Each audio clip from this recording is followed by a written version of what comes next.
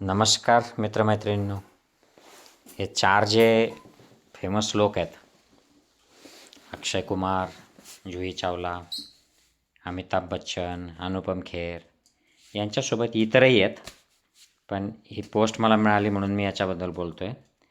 ते असे लोक होते की यांना 2014च्या आधी मनमोहन सिंग सरकार असताना डॉलर जर एक्सपेन्सिव्ह झाला, रुपयाची किंमत थोडीफार इकडे तिकडे झाली, तर हे लोक मांडायचे.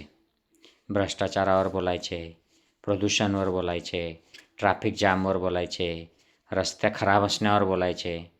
आणि 2014 नंतर या सगळ्यांचे जे काळे धंदे आहेत, कुठे कुठे यांच्या इन्व्हेस्टमेंट्स आहेत, कुठे कुठे ब्लॅक मनी आहे, हे आधी पण त्यांच्या उघड झालेल्या होत्या. पण 2014 नंतर त्या सरकारमधल्या लोकांनी अशा पद्धतीने उपयोगात आणायला सुरुवात केली की यांची बोलती बंद झाली आणि स्वतःवरच्या मग केसेस स्लो व्हाव्यात, त्यांचे निकाल लागू नयेत, आपल्याला कुठे अडचण होऊ नये, आपले चित्रपट चालावेत, आपल्या ज्या काळे धंदे आहेत याच्याबद्दल आपल्याला कोणी जेलमध्ये टाकू नये, आपल्यावर कोणी मीडियाने टीका करू नये, आपले काही नवीन प्रकरणं उघडे करू नयेत, अशा भीतीपोटी हे डरपोक लाचार गुलाम सगळे, अमिताभ बच्चनपासून सगळे बॉलिवूडमधले मोस्ट लोक, याच्यात बरेचसे खान खून हे पण येतात, हे सगळे गप बसले आणि बिळात जाऊन बसलेत.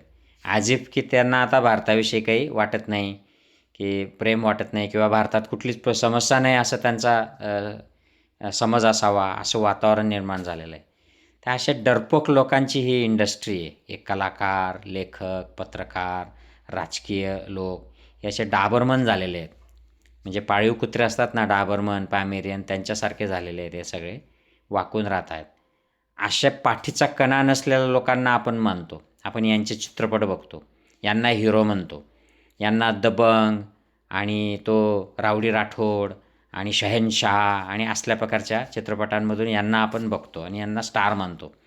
हा अनुपम खेर, तो परेश रावल, जेव्हा काँग्रेसचं सरकार होतं तेव्हा हे हिंदू मुस्लिम एकतेसाठी बोलायचे, त्याच्यावर चित्रपट काढायचे, यांचे गाजलेले चित्रपट आहेत.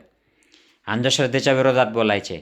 आणि आता हे हिंदू मुस्लिम द्वेष कसा वाढावा, जेणेकरून RSSचा अजेंडा चालेल आणि भाजपला फायदा होईल, अशा प्रकारच्या चित्रपटांमधून हे कामं करतात. हा अक्षय कुमार पूर्वी एकदम स्टार म्हणून मिरवत होता आणि 2014 नंतर हा अजेंडा चित्रपट काढायला लागला, एक एक एक एक की ज्याच्यामध्ये हिंदुत्व आहे, RSSचा अजेंडा आहे, अशा प्रकारचे कामं करायला लागला. तर हे असे पाठीचा कणा नसलेले गुलाम पामेरियन आहेत हे सगळे. यांना आपण हिरो हिरोईन पण म्हणू नये, खरं हे नटनट्या आहेत, पण हे आहेत गुलाम लाचार. यांच्यात पाठीचा कणा असलेले मोजकेच आहेत, फार कमी आहेत. आणि त्यांना मोदीने, RSSने, भाजपने, मीडियाने त्रास दिलेला आहे. ते तर आजही त्यातले काही लोक त्रास सहन करतात, पण ते पाठीचा कणा ताठ ठेवून वागतात.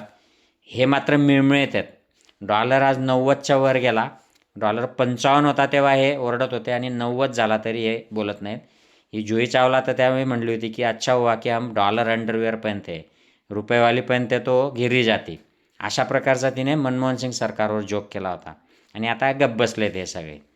तर यांचा सगळ्यांचा धिक्कार केला पाहिजे आपण.